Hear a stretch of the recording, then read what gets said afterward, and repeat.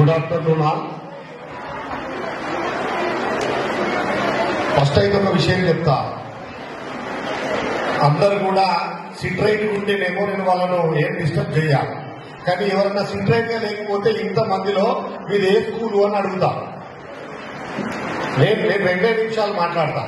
మీరు అందరు మీ స్టూడెంట్స్ ఇప్పటిదాకా నాటక ప్రదర్శన చేస్తే బాగా విన్నారు, కానీ బాగా మీకంటే బాగా చదువుకొని లేదా చదువులో బాగా అనుభవం ఉండి వారు మీకు ఉపయోగపడే మాటలు చెప్తుంటే మీకు కొంచెం బోర్గా ఫీల్ అవుతున్నారు, కానీ అవి జీవితంలో తర్వాత ఉపయోగపడతాయి.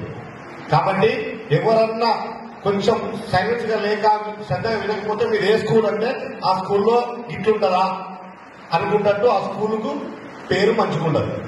చిన్న రిక్వెస్ట్. ఓకే, అందరికి కూడా గుడ్ ఆఫ్టర్నూన్ ఆల్. నిజంగా ఒక మంచి ప్రోగ్రాం. తమ్ముడు చంద్రం వాళ్ళన్న చంద్రం, తమ్ముడు శ్రీకాంత్ వాళ్ళన్న మా క్లాస్మేట్. ఎస్ఎస్సీ వరకు చంద్రం సార్ నేను ఇద్దరం కలిసి చదువుకున్నాం, ఒకటే స్కూల్లో చదువుకున్నాం.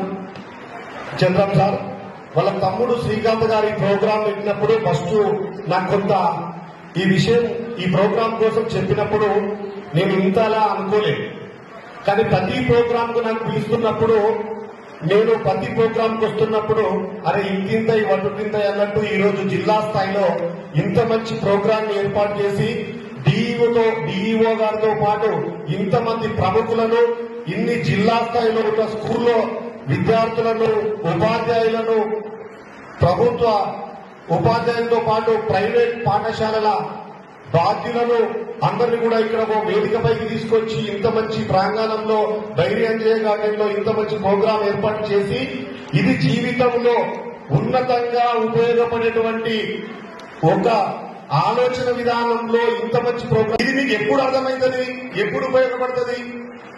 జీవితంలో ఒక స్థాయికి రావాలంటే మీ కాళ్ళ మీద మీరు నిలబడుతూ ఆర్థికంగా, మానసికంగా, శారీరకంగా అన్ని రంగాల్లో కూడా ఒక ఉన్నత స్థానంలో ఉండాలంటే ఫస్ట్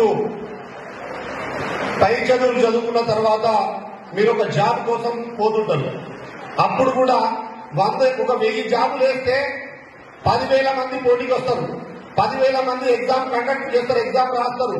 కానీ ఎగ్జామ్లు ఉంటాయి ఎక్కడ, నోటిఫికేషన్ రిలీజ్ చేస్తారు, 1000 జాబ్లకు వేస్తారు.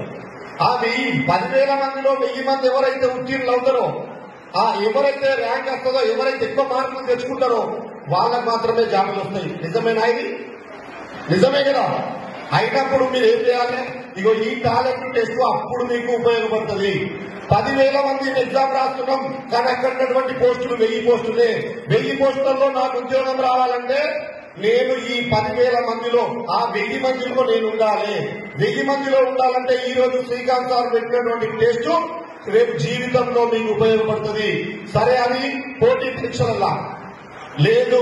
ఒకవేళ కనుక ఉద్యోగం కాదు, ఎందుకంటే సార్ 2 నిమిషాలు ఇచ్చిండు కాబట్టి 1 నిమిషంలో అయిపోతుంది. లేదు, ఉద్యోగం అయితే ఈ విధంగా ఉంటుంది జాబ్ కోసం అయినప్పుడు, లేదా జీవితంలో మంచి ఉన్నతంగా బతకాలి, మన కుటుంబాలలో ఒక 100 కుటుంబంలో మనం ఒక ఉన్నతంగా ఉండాలి, గౌరవంగా ఉండాలన్నప్పుడు ఏం చేయాలి? అప్పుడు కూడా జీవితంలో పోటీ, ఒక బిజినెస్ పెట్టాలి. ఒక బిజినెస్ అన్ని మండలాలలో కూడా ప్రోగ్రాం కండక్ట్ చేసి, అన్ని స్కూళ్లలో కూడా ప్రోగ్రాం కండక్ట్ చేసి, ఆ స్కూళ్లలో ఎవరైతే టాలెంట్ ఉపయోగించి వారు ఉత్తీర్ణులైనో వారిని ఇక్కడికి తీసుకొని వచ్చి వారితో జిల్లా స్థాయిలో మంచి టాలెంట్ టెస్ట్ నిర్వహించారు. సరే, ప్రైజ్ అనేది కొంతమందికే వస్తుంది. 100 మంది ఉంటే 100 మందిలో ఒక్కరే కదా నెగ్గేది. ప్రైజ్ ఇంపార్టెంట్ కాదు, ఫస్ట్ రావడం కూడా ఇంపార్టెంట్ కాదు. మీరు ఇక్కడికి వచ్చిన వాళ్ళందరూ కూడా టాలెంటెడే.